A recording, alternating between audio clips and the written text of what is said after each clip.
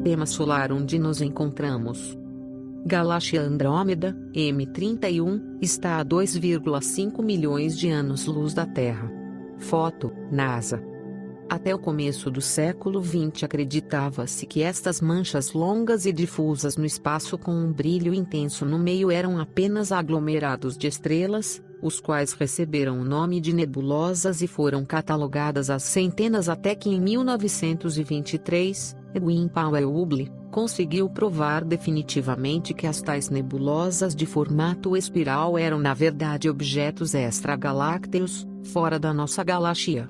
Ou seja, eram galáxias completamente independentes. Já naquela época sabia-se que a extensão de nossa galáxia era de 100 mil anos-luz de diâmetro. Baseado nisso, e na identificação de uma variável cefeida relação conhecida entre período e luminosidade das cefeidas, estrelas pulsantes de curto período, na nebulosa de Andrômeda M31, ele conseguiu calcular a distância de M31, comprovando que ela se situava fora dos limites da Via Láctea.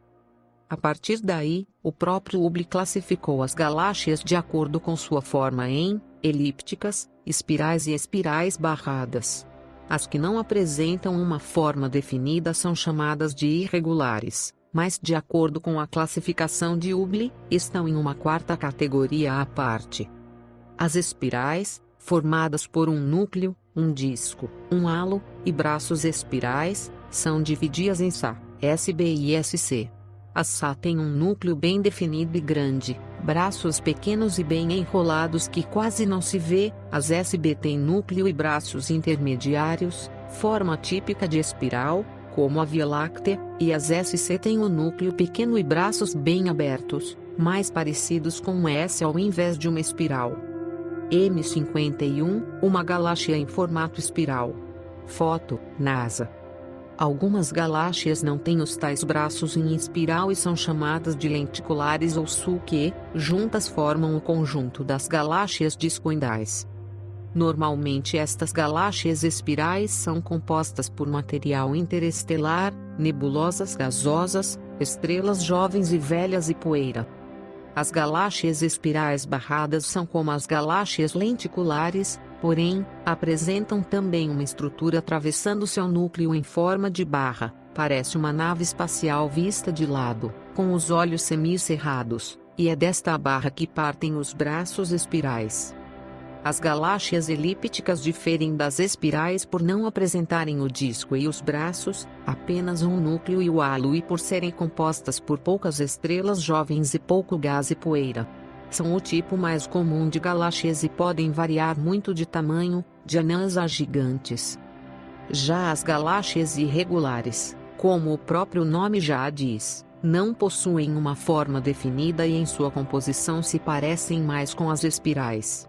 Um exemplo deste tipo de galáxia são as chamadas Grande e Pequena Nuvem de Magalhães que podem ser vistas a olho nu do hemisfério sul da Terra.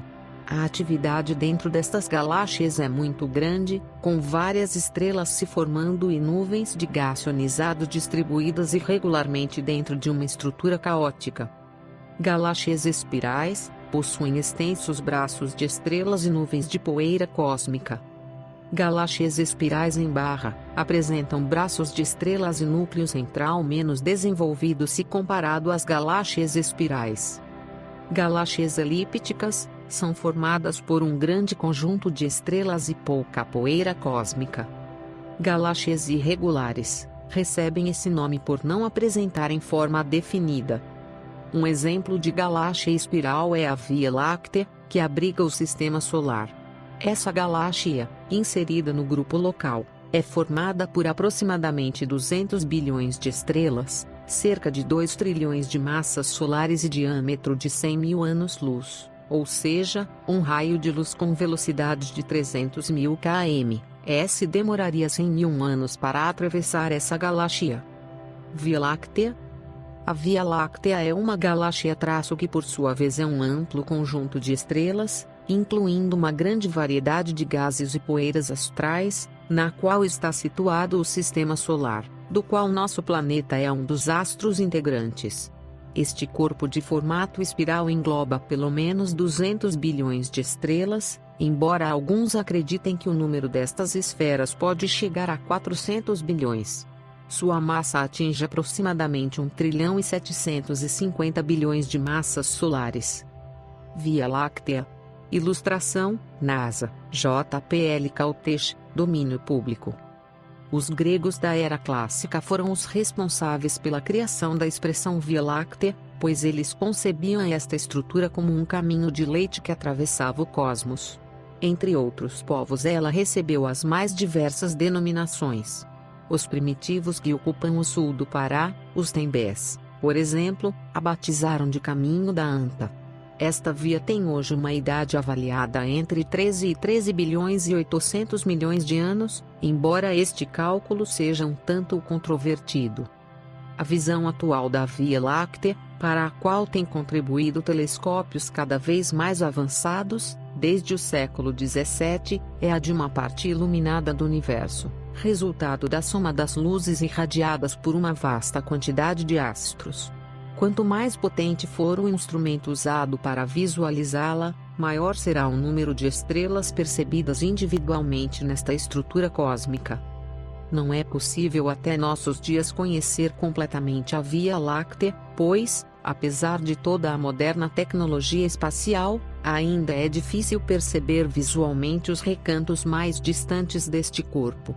Isto ocorre porque há muita poeira ao longo deste caminho de leite, o que impede a percepção nítida de seu interior. Da Via Láctea são bem conhecidas, portanto, sua extensão e as coordenadas do Sol nesta vasta estrutura, dados estes que foram obtidos há 80 anos. As pesquisas que resultaram nesta avaliação passam pela observância dos pequenos globos estelares que estão localizados no exterior desta galáxia. Os estudiosos determinaram também a localização do núcleo da Via Láctea, o qual está situado na constelação de Sagitário, a qual pode ser percebida nitidamente no estado de Minas Gerais, em alguns momentos do ano. É possível distinguir nesta área tanto nebulosas quanto grupos de estrelas. Observando-se do ponto de vista do sistema solar do qual a Terra faz parte, pode-se encontrar nesta galáxia sua faixa mais luminosa. Estruturalmente, a Via Láctea é composta por 6 campos: núcleo, bulbo central, disco, os braços espirais, o componente esférico e o halo. A parte nuclear encontra-se no centro deste corpo, sob o formato de uma esfera achatada, constituída por astros mais velhos, revelando portanto um tom mais avermelhado se for comparada ao disco.